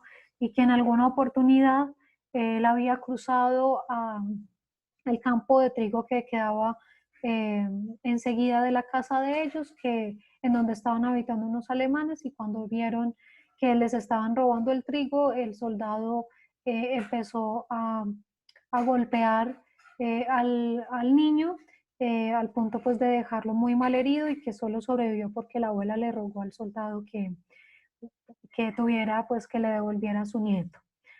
En la octava pregunta dice que el protagonista da a entender que por poco no reconoce a su madre cuando se reencuentra con ella en la calle, que era una pregunta verdadera. Él comenta justamente eso, eh, que cuando él se acerca a su casa ve a varias mujeres allí, y que realmente no dice que reconoce a la mamá, sino que una mujer sale corriendo hacia él y lo empieza a abrazar, y que ya es en ese momento en el que se da cuenta de que es la mamá, ¿no? En la novena pregunta, pues dentro del mismo relato sí plantea que la hermana menor no lo reconoció, también es un verdadera, la hermana menor, él sí plantea que no se acordaba de él. Y la décima pregunta, bueno, ustedes no tenían la pregunta 11 y 12, en la décima pregunta les planteaba que si las rodillas del protagonista no dejaban de temblarle por haber visto la manera en que mataban a su padre, que era falso. Realmente es todo lo contrario, ¿no? En este relato el protagonista comenta que cuando regresa a su casa ve que su padre había sobrevivido a la guerra. Entonces le temblaban las rodillas realmente porque no podía creer que su padre estuviera ahí. Bien. Bueno, muchachos, no sé si alguien tiene alguna pregunta de lo que vemos hasta el momento.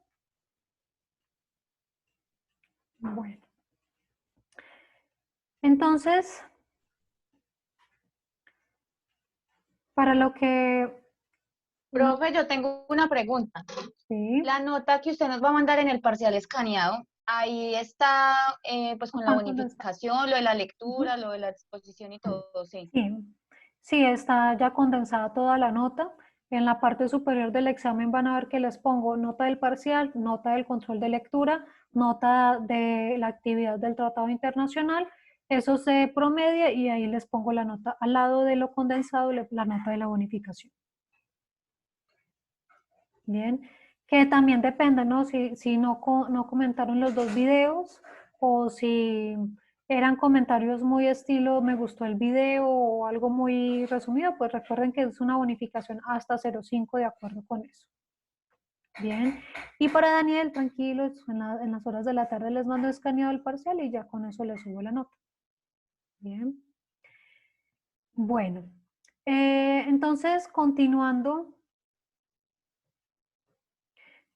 con la temática del sistema convencional, habíamos empezado a hablar acerca de las funciones y estuvimos ya hablando acerca de la función de los informes periódicos. Hace 8 días alcanzamos a hablar acerca del ciclo de presentación de los informes, y habíamos alcanzado a hacer la introducción, ¿no? La introducción al tema de las denuncias, comunicaciones o quejas. Bien. Para Valentina, sí, estas diapositivas yo se las envío también al grupo de WhatsApp. Bueno, entonces, en el tema de las denuncias, comunicaciones o quejas,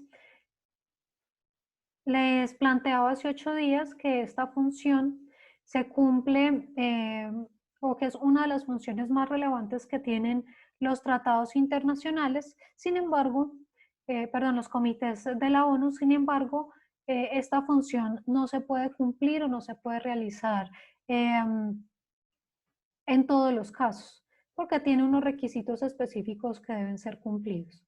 Entonces decíamos que uno de los requisitos es tener claro contra quién puedo presentar las denuncias. Que recuerden, las denuncias únicamente las puedo presentar contra estados. Entonces, si en el examen yo les llegara a preguntar o poner un caso en el que se plantea una denuncia contra un particular, pues lo correcto es indicar que no es procedente presentar una denuncia contra un particular ante un comité de la ONU.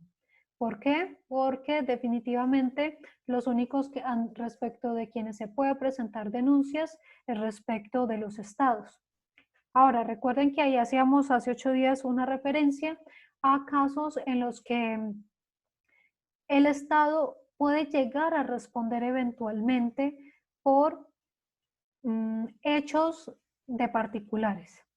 Y en ese caso planteábamos el caso concreto de los, por ejemplo, de los paramilitares, de por qué Colombia ha tenido que responder internacionalmente por hechos que no cometieron realmente sus agentes. Recuerden que cuando hablo de agentes del Estado, estoy hablando de funcionarios que tienen alguna función en nombre del Estado, ¿sí? Llámense policía, ejército, jueces, alcaldes, gobernadores, etcétera, ¿sí? Todos ellos a nivel internacional se entiende que son agentes del Estado, es decir, que actúan en nombre del Estado. Bien.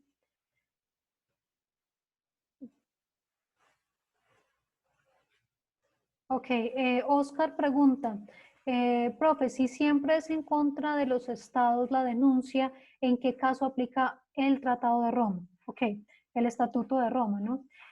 Bueno, una pregunta interesante, de hecho hace 8 días hablamos un poquito del tema y les decía, ojo, estamos, acuérdense, dentro del sistema convencional de la ONU. El sistema convencional de la ONU son los principales 9 tratados que ya vimos cuáles son y las funciones que estamos hablando de las denuncias son de los 9 comités de la ONU. ¿De acuerdo? Entonces, esto que estoy hablando no aplica para la Corte Penal Internacional porque la Corte Penal Internacional no hace parte del sistema convencional de las Naciones Unidas. La Corte Penal Internacional es un organismo diferente. Y la Corte Penal Internacional sí juzga individuos, no juzga estados, juzga individuos porque la Corte Penal Internacional cumple una función en materia penal. ¿De acuerdo? Entonces no confundamos eso. Lo que estoy hablando aquí es en relación con los 9 comités que hacen parte del sistema convencional de la ONU. Ya cuando más adelante hablemos de la Corte Penal Internacional, pues hablaremos de su respectiva competencia, pero de momento tengamos claro que todo lo que estoy hablando es en relación con los comités. La Corte Penal Internacional sí puede juzgar individuos. Los comités de la ONU, no. ¿De acuerdo? Entonces, les decía, ¿cuándo puede hablarse de responsabilidad del Estado frente a particulares? En ese caso, recuerden, estamos hablando de hechos en los que el Estado debería haber actuado y no actuó, o que el Estado dio su consentimiento y no lo debía dar. Recuerden, el Estado puede ser declarado internacionalmente responsable por acción o por omisión. Por ejemplo, caso de los paramilitares, responsable por acción. ¿Por qué? Porque el ejército de manera mancomunada o poniéndose de acuerdo con los grupos paramilitares los envía a X población y allá cometen una serie de actos contra los derechos humanos. Entonces, en ese caso, el Estado es responsable porque puede que no hayan ido todos los militares o incluso no hayan ido los militares, pero se comprobó que había una aquiescencia, un entendimiento, un pacto entre el ejército y los paramilitares para que los paramilitares fueran a esa comunidad y mataran, desaparecieran, torturaran, bombardearan, etcétera, a X comunidad. Eso es cuando puede llegarse a presentar una denuncia eventualmente por hechos relacionados con actuares de grupos o de particulares en donde el Estado eventualmente tendría responsabilidad. En ese caso, por ejemplo, miembros del ejército que hayan actuado mancomunadamente. Lo mismo ha pasado, por ejemplo, cuando lo han hecho por omisión. ¿Sí? Es decir, la comunidad les dijo, llamaron a la policía, al ejército, al presidente, a X organismo nacional, a determinada autoridad nacional o departamental o local y les dicen, ayúdennos porque nos están amenazando de que van a venir mañana, pasado mañana y que al que se encuentren en la calle lo matan. Y no responde, y ninguna entidad estatal le responde, nadie manda mecanismos de seguridad, nadie responde de la misma manera. En esos casos, entonces, se respondería por omisión. ¿De acuerdo? Bueno. Ok, ya en un momento respondo a la pregunta de Daniel. Entonces, bueno, eso es para que ustedes lo tengan presente, ¿no? Siempre la denuncia va a ser respecto del Estado. Si yo digo, bueno, es que en este caso yo estoy viendo que fue el grupo paramilitar, yo no puedo presentar la denuncia ante el comité respecto del grupo paramilitar, pero si yo veo que el Estado fue el que no actuó o actuó de manera mancomunada, entonces yo presento la denuncia respecto del Estado. Lo mismo les decía, el caso de la persona que fue Pepito, mató a Sutanito. Yo no puedo presentar una denuncia ante el comité contra Pepito que mató a Sutanito. Tampoco puedo denunciar al Estado porque Pepito haya matado a Sutanito, porque supongamos son particulares. Iban por la calle, se pelearon y el uno mató al otro. El Estado ahí no tiene nada que ver. ¿De acuerdo? Entonces, ¿por qué podría yo llegar eventualmente a denunciar al Estado? Porque yo como familiar de Sutanito que fue asesinado, presenté mi denuncia penal y llevo 20 años esperando respuesta del Estado y nunca he obtenido respuesta del Estado. Entonces, el Estado puede llegar a ser denunciado no por el asesinato en sí mismo, sino por la falta de investigación por parte del Estado frente a un hecho que estaba buscando justicia. Bien. ¿Hay alguna pregunta en relación propiamente con la denuncia contra los estados? Ok. Bueno, entonces, les decía, teniendo claro que la denuncia se tiene que presentar contra los estados, no puedo presentar la denuncia contra cualquier estado, sino que debo haber cumplido dos requisitos.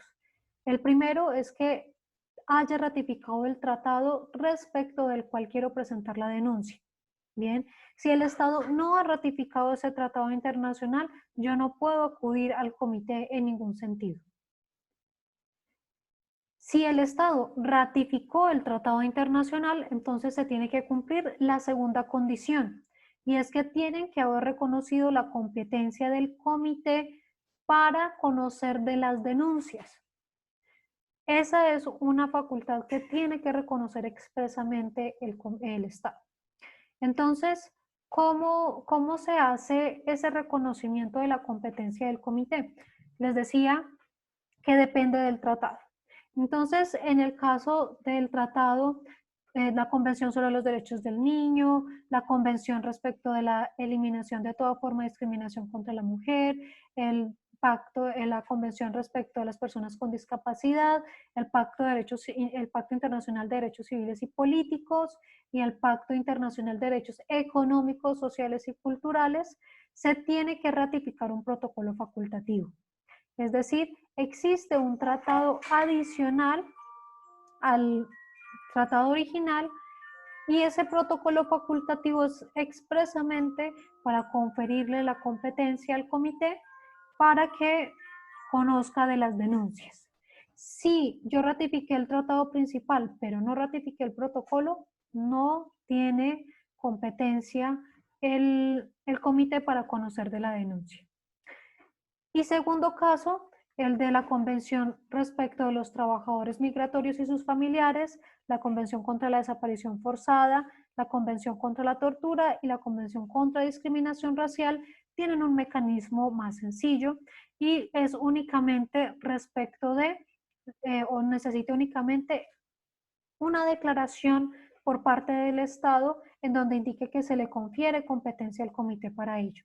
Es una función o un mecanismo más sencillo porque no tengo que ratificar un tratado. Recuerden que si yo quiero ratificar el protocolo, tengo que hacer todo el proceso de ratificación. Tendrá que pasar por el Congreso, luego por la Corte Constitucional, luego por el presidente de la República, luego enviar el depósito al organismo que haya contemplado el tratado. Si no cumple ese proceso y solamente se firma el protocolo, pues no va a tener, no tendrá validez. La declaración, en cambio, es una nota diplomática que se envía al depositario del tratado en donde indica yo le confiero competencia al comité en relación con las denuncias. Y ahí Daniel preguntaba, profe, como Estado tengo que dar consentimiento de recibir denuncias, ¿después puedo eliminar esa facultad? Sí, la pueden quitar. ¿Cómo? Denunciando el protocolo facultativo o enviando una nueva declaración en donde indican que ya a partir de ese momento no tendrá efectos la declaratoria o que declaran que ya no se le dará competencia al comité para conocer de las denuncias. Bien. Bueno, Julián pregunta, bueno, algo bien interesante y decía, profe, en el caso de Ingrid Betancourt, cuando era candidata presidencial, ¿tenía o no tenía derecho a demandar al Estado? El caso de Ingrid Betancourt es un caso más complejo. ¿Por qué? Porque es que a ella le advirtieron que no fuera al sitio al que ella pretendía ir. Entonces, una cosa es, bueno, eso es relativo, ¿no? La denuncia, y de hecho ella demandó y a nivel interno, ella no ha presentado denuncia a nivel externo, ella demandó mediante reparación directa el caso. Creo que no ha tenido fallo todavía por parte del Consejo de Estado, y de hecho la discusión era justamente esa, si se debía o no se debían presentar la demanda. No ha tenido, hasta donde entiendo, fallo, pero desde mi perspectiva, ahí aplicaba una causal de exoneración del Estado, que es la de la culpa exclusiva de la víctima.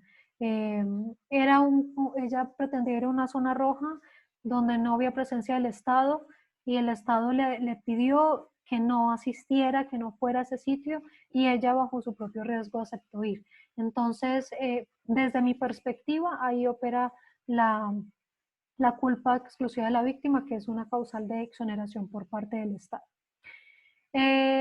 Jorge y Daniel tienen una pregunta. Jorge pregunta si se puede, si le puedo repetir la facultad de quitarle la facultad al comité sobre las denuncias. Sí, entonces les decía, así como yo como Estado puedo conferirle la facultad, ya le respondo a Daniel, yo puedo conferirle la facultad a los comités para conocer de las denuncias, también se les puede retirar la facultad. En el caso del protocolo facultativo, pues denunciando el protocolo, y en el caso de los tratados que se les confiere la facultad mediante declaración, pues enviando una nueva declaración en donde se indique que se le retira la competencia al comité. Bien. Ahora, en relación con la pregunta de Daniel, ya vamos a llegar a ese punto a continuación. Bien.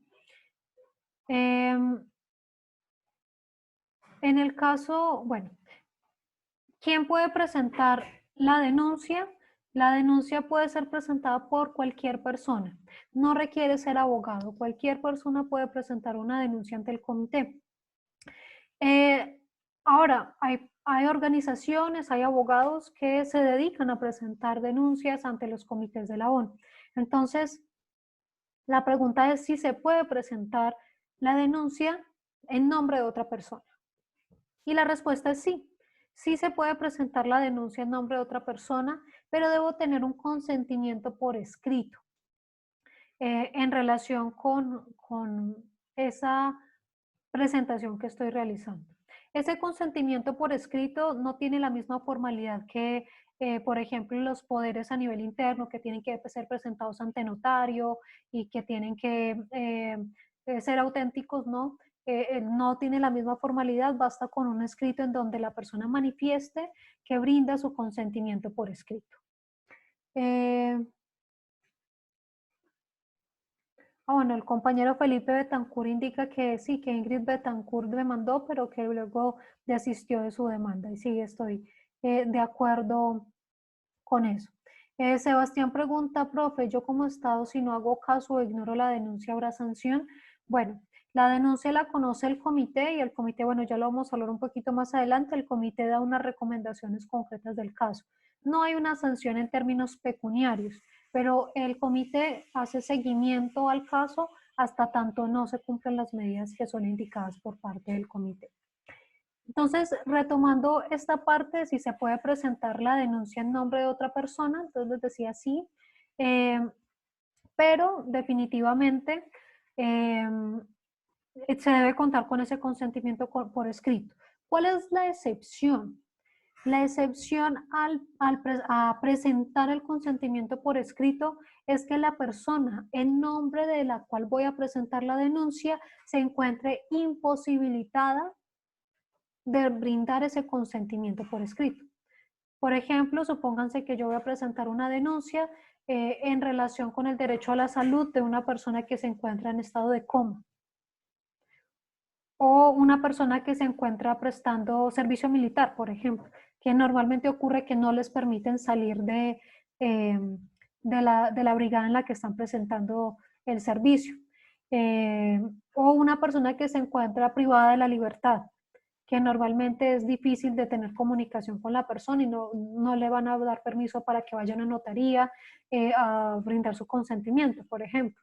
Entonces, cuando una persona está imposibilitada para brindar su consentimiento por escrito, en ese caso entonces la persona que está actuando en nombre de la otra tiene que manifestar, eso sí tiene que hacer, tiene que manifestar por qué la otra persona no está en posibilidad de conferirle el consentimiento por escrito. Bien. Tengo la pregunta de Daniel pendiente, pero ya la voy a responder, es una de las preguntas que viene a continuación. ¿Alguien tiene alguna otra pregunta hasta lo que llevamos hasta aquí? Ok. Bien, entonces, ¿cómo debe presentarse la denuncia? Bueno, más bien, para responderle a la pregunta de Daniel, ¿cuándo se debe presentar la denuncia? ¿Existe o no existe término de caducidad o de prescripción de la denuncia? Bueno, los tratados no contemplan en general un término de caducidad o de prescripción, pero la noción que han trabajado los diferentes comités es que las denuncias se tienen que presentar lo más pronto posible tras el agotamiento de los recursos internos. Eso quiere decir que si yo espero a que pasen varios años después de los hechos, sin que exista un motivo que justifique mi falta de diligencia para presentar la denuncia, me van a rechazar la denuncia. Aunque no hay un término exacto, pues cada comité evalúa el caso concreto para entrar a determinar si se ha cumplido o no se ha cumplido con el término. Normalmente el término prudencial es que no pase de 4 meses, máximo 6 meses después del agotamiento de los recursos. En algunos casos se han considerado sobre todo personas que de pronto estaban exiliadas, que de pronto estaban con enfermedades y que no les permitieron por lo mismo presentar la denuncia. Han sido como circunstancias excepcionales donde han considerado de pronto un lapso más extenso, pero en general se considera que son cuestión de meses. Bien. Ahora, ¿cómo se debe presentar la denuncia? La denuncia se debe presentar por escrito.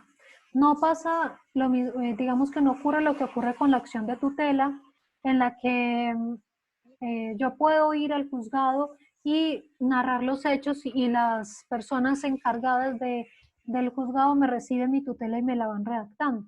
No, en el caso de las denuncias ante los comités no ocurre esto. Yo tengo que presentar la denuncia por escrito. Normalmente son enviadas por correo electrónico, no tengo que ir hasta Ginebra para presentar el escrito de la denuncia, lo puedo presentar por correo electrónico. Normalmente cuando ustedes, bueno, si alguno alguna vez quiere presentar una denuncia ante determinado comité, ustedes pueden buscar a través de la página de la ONU, o bueno, si se les dificulta por allí, ustedes pueden poner en Google el nombre del comité y normalmente en la primera o segunda opción les aparece la página del comité. Ellos tienen allí la explicación de el procedimiento para presentar las denuncias y el correo electrónico al que se puede enviar la denuncia. Estas denuncias normalmente las recibe inicialmente el equipo. Bueno, ahí las letras que ustedes ven, ACNUDH, significa el Alto Comisionado de las Naciones Unidas para los Derechos Humanos. El Alto Comisionado de las Naciones Unidas para los Derechos Humanos son los que inicialmente reciben las peticiones, hacen digamos que unas funciones secretariales y luego remiten al comité la respectiva denuncia. Se tiene que presentar en uno de los idiomas oficiales de las Naciones Unidas. ¿Cuáles son esos idiomas? El árabe, el chino, el español, el francés, el inglés y el ruso. No se tiene que presentar traducción en los otros idiomas. Basta con presentar el escrito en uno de los idiomas oficiales de las Naciones Unidas. Se ha planteado por efectos de tiempo y de racionalización del trabajo que las denuncias sean de máximo 50 páginas. Bien. Y lo que ha pedido los comités es que si la denuncia pasa de 20 páginas, se incluye un resumen de los hechos. Eso es por facilidad, sobre todo porque hay algunas personas que a veces piensan que más páginas implica más importancia para el comité y han mandado denuncias de 200 páginas, ambiguas, repetitivas. Entonces, realmente en términos de denuncia conviene más presentar una denuncia clara y concreta. Claramente estableciendo los hechos relevantes, pero tampoco extenderse, por ejemplo, pegando 50 páginas de jurisprudencia internacional, sino ser muy concretos en lo que se pide. Y finalmente la diligencia con la correspondencia es que, bueno, los comités normalmente envían correos confirmando la recepción de los documentos, pidiendo a veces información adicional, aclaraciones respecto a determinados hechos, y es importante que quien presenta la denuncia sea diligente. El comité, si al año de haber enviado un correo electrónico no recibe respuesta, archivan el expediente. Entonces, sí es importante cumplir con la diligencia en ese caso. Estefanía me pide repetir el nombre de la entidad que cumple pues esas funciones secretariales, que es esta. Recuerden, es el Alto Comisionado de las Naciones Unidas para los Derechos Humanos. Bien. Alto Comisionado de las Naciones Unidas para los Derechos Humanos. Bien. Ok, bueno, Sebastián ya se lo escribió. Bueno, ¿alguna pregunta hasta aquí, muchachos? Bueno, entonces, ¿qué debe contener la denuncia? La denuncia es de hecho muy similar a lo que nosotros conocemos como una demanda a nivel interno, tiene una estructura muy similar. ¿Qué debe contener? Lo primero es que debe contener los datos personales básicos del denunciante. Si están presentándose en nombre de otra persona, entonces los datos del apoderado y de su representado. Bien.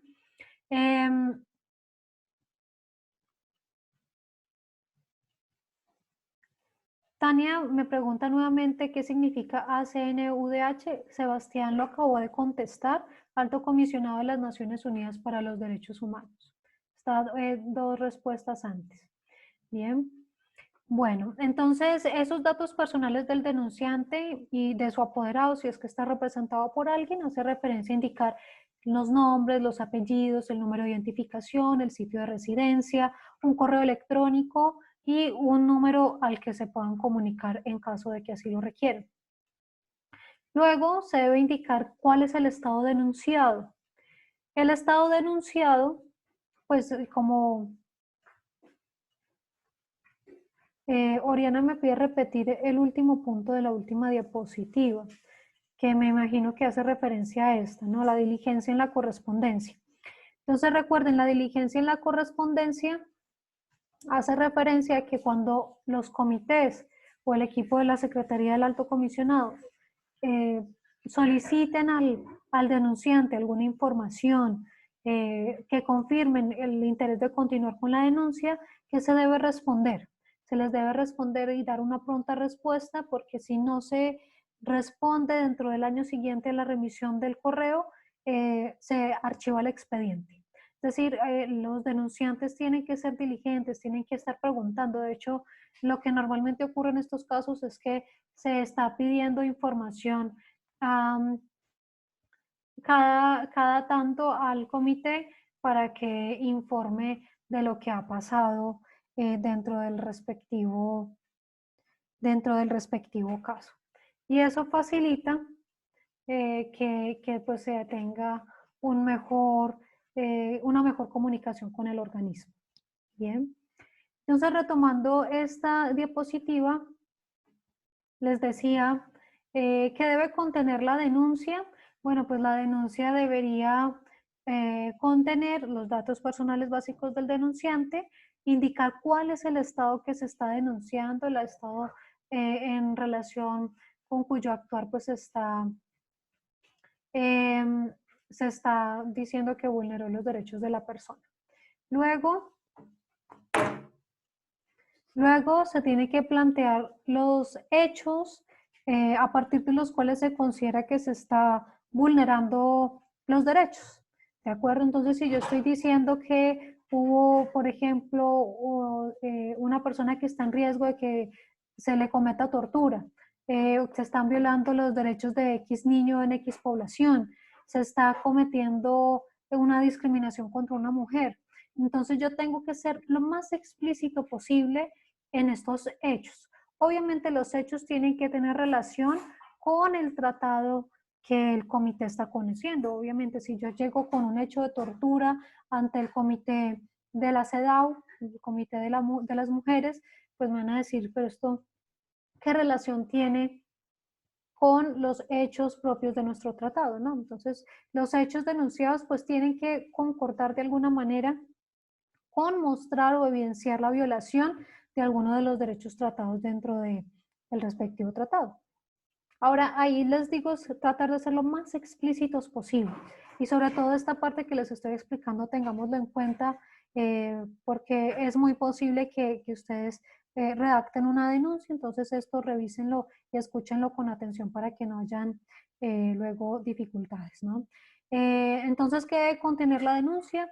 Esos hechos ser muy explícitos, tratar de ser lo más claros posible, y si alguna vez lo llegan a hacer, ténganlo en cuenta, porque los comités normalmente toman sus decisiones con las pruebas documentales y las afirmaciones que se plantean dentro de la denuncia.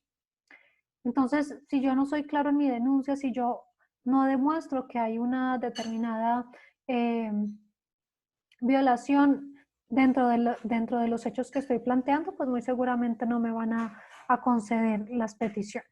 Bien. Después de los hechos, yo planteo los derechos que son presuntamente violados.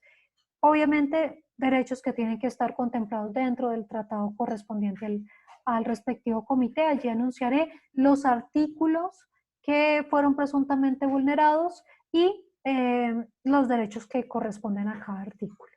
Posteriormente se denuncia el tipo de reparación que yo desearía obtener, que en ese sentido pues va a ser de utilidad lo que ustedes van a estar revisando en la jurisprudencia internacional.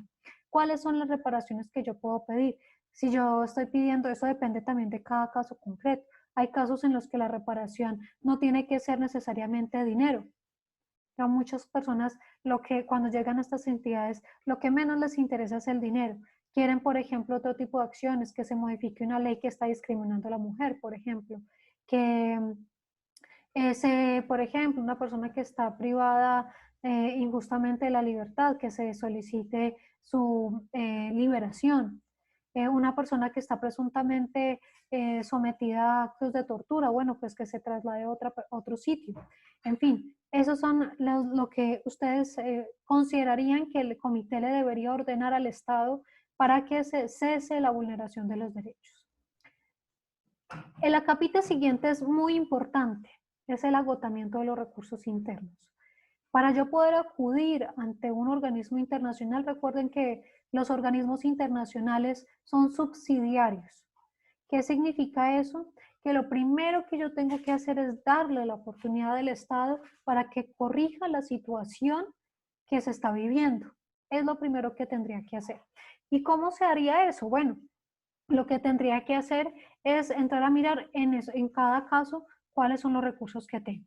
Si, por ejemplo, yo estoy viendo un caso en el que soy periodista y me censuraron la publicación que yo hice en el periódico X. Entonces hay una vulneración del derecho a la libertad de expresión. Bueno, ¿qué recursos tengo aquí? Ah, bueno, no, a nivel interno tengo la acción de tutela. No existe ningún otro mecanismo. Entonces, ¿qué tendría que hacer para agotar recursos internos? Presentar la acción de tutela. Muchas veces, al agotar los recursos internos, se resuelve la situación y ya no tengo que acudir a nivel internacional. Y esa es la lógica de los sistemas internacionales. No que las personas lleguen directamente al sistema, sino que sea el propio Estado el que corrija en primera instancia la situación. Que si yo estoy hablando de un hecho en el que el Estado me violó mis derechos, ah, bueno, tengo la reparación directa, entonces debería presentar la reparación directa. Un particular violó el derecho, bueno, presenté la denuncia penal, presenté la acción de responsabilidad civil, pero llevo 20 años esperando la respuesta. Bueno, entonces vamos a ver que ese agotamiento de recursos internos aplica también cuando el recurso es efectivo. Si yo ya llevo mucho tiempo esperando que el recurso sea resuelto y no sea resuelto, yo puedo plantear esa situación ante el comité. Luego tengo que presentar las pruebas, ¿de acuerdo?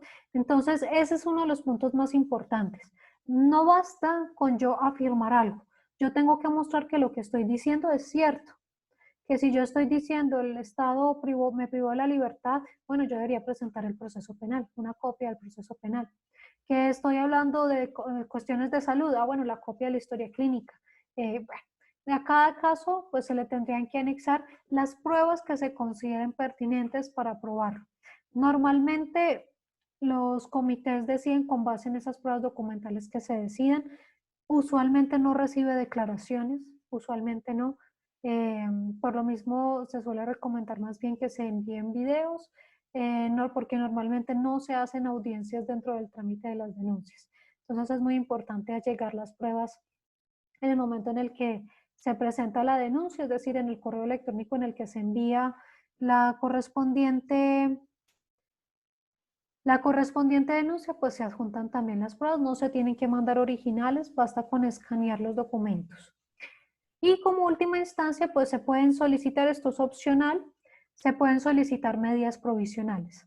Las medidas provisionales, así como ocurre en las acciones de tutela, se pueden solicitar básicamente cuando hay una situación de urgencia que tiene que ser atendida de manera inmediata. ¿Cuándo ocurre eso? Por ejemplo, imagínense en los estados en los que hay pena de muerte y se está diciendo que hubo violación al debido proceso en el juicio, pero le van a dictar la pena de muerte en un mes. Entonces necesitan que el comité les pida al Estado que frene o que no le imponga la medida de la pena de muerte hasta que no se resuelva la situación. Casos como una persona que necesita una cirugía urgente y por parte del Estado no se logró ni por tutela ni por ningún medio, pues necesitaría pedir una medida provisional. Como normalmente el trámite de denuncias puede tardar 1 o 2 años dentro del comité, pues las medidas provisionales son el medio para que el comité se pronuncie antes de tomar una decisión del caso y adopte una medida y le solicite al Estado que haga algo mientras se toma la decisión. Pero ojo, son para medidas en circunstancias urgentes. Si yo no estoy viendo mi vida amenazada, por ejemplo, en casos de personas privadas de la libertad que eventualmente pueden ser sometidas a tortura, entonces, si no son casos urgentes, graves, que no pasa nada, en mi caso, por esperar hasta que el comité tome la decisión, pues no veo la necesidad de presentar una medida provisional. Si por el contrario, una situación urgente y de gravedad, pues sí se requeriría que el Estado tome pues las medidas que correspondan. Karen pregunta si la clase se va a subir al canal de YouTube. Sí, después de esto yo proceso el video para que se pueda subir al canal de YouTube y lo puedan luego ver si algún compañero faltó a la clase. ¿Listo? Bueno, muchachos, entonces esos son los elementos generales. En la próxima sesión, la próxima clase, entonces estaremos hablando del procedimiento de la denuncia y de cómo toma la decisión el comité. Y bueno, ya la próxima clase finalizaremos completamente el sistema convencional para que le podamos dar paso a la siguiente temática, y por eso la idea es que el control de lectura de cada documento que les enviaré de los comités, pues lo tengan presente para dentro de 8 días. ¿Listo? Muchachos, no olviden por favor la tarea finalizando esta clase, es decir, de aquí a las 3 de la tarde, es que cada grupo, que ustedes se pongan de acuerdo con sus compañeros para que conformen grupos de 4 o 5 personas para hacer las actividades de los controles de lectura y de la actividad de la jurisprudencia internacional.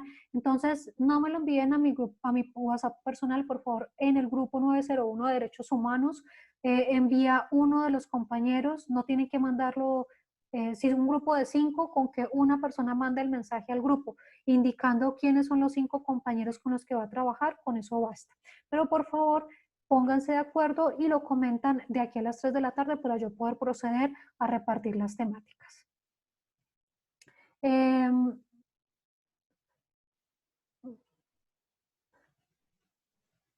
Bueno, Sebastián pregunta si voy a llamar a lista. Entonces, al principio de la clase les decía que el día de hoy, como es la primera sesión, no voy a llamar a lista. Bien, sí tengo presente y tengo el registro de las 31 personas que participaron dentro de la clase. Eso lo tengo en cuenta, pero a partir de la próxima sesión es que voy a estar compartiendo o más bien llamando a lista. Por favor, los grupos de las personas que integran el grupo de trabajo no me lo envíen por este medio, envíenlo por el grupo de WhatsApp 901 Derechos Humanos. Bien. Hay algunas personas que de pronto trabajan solas o en parejas. Bueno, digamos que está bien excepcionalmente, pero busquemos que en la medida de lo posible puedan compartir con grupos de 4 o 5 personas para facilitar el tiempo, sobre todo para efectos de la jurisprudencia internacional, porque recuerden que pues si se vuelven a hacer los 20 grupos no vamos a acabar en una clase. ¿Listo? Entonces, de manera excepcional, sí. La actividad de los comités me la envían al correo electrónico a sanchezvaljuliana@miugca.edu.co, o si les es más fácil por el grupo de WhatsApp, me lo mandan por el grupo de WhatsApp. De hecho, así me lo envíen por correo electrónico, la idea es que también lo compartan por el grupo de WhatsApp para que los compañeros que, digamos que cada grupo va a leer una decisión, pero la idea es que conozcan las 4. Entonces, lo comparten también por el grupo de WhatsApp para que los compañeros puedan conocer los otros casos. Bien, aunque vamos a hacer una socialización muy breve dentro de 8 días, pues la idea es que los compañeros conozcan un poquito el caso, entonces también lo comparten mediante. Profe, qué pena, es que ya le había preguntado por el grupo, pero no me respondió. Respecto a lo de los comités, ¿usted manda la lectura esta semana para dentro de 8 días o cómo es?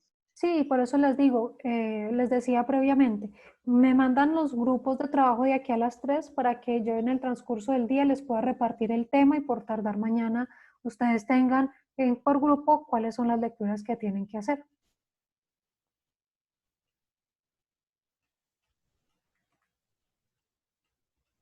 Bien, entonces esa sería la indicación. En este punto, no sé si hay alguna otra pregunta.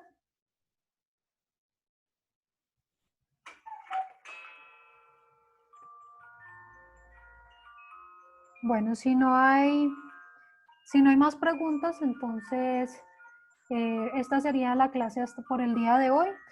Para la próxima clase yo les estaría enviando el link de la próxima clase. Bien. Bueno, a todos muchas gracias por la asistencia y nos estaremos viendo entonces dentro de 8 días con la actividad.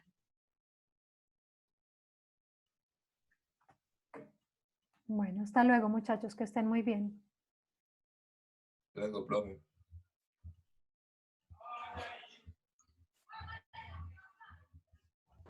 Profe, muchas gracias. Muchas Bueno. gracias por hacer que este medio sea más fácil para nosotros. Bueno, Oye, muchachos, ¿usted dónde anda? en mi casa. ¿Usted dónde anda? En mi casa. Ahí está la profe. Muchas gracias por su dedicación y compromiso con nuestro grupo. Bueno, muchachos, no es con todo gusto. Que estén muy bien y recuerden cuidarse y tomar las medidas de contención que ha indicado el gobierno. Lo mismo, profe. Dios la Bueno, bendiga. gracias, que estén muy bien. Hasta luego, muchachos. Listo,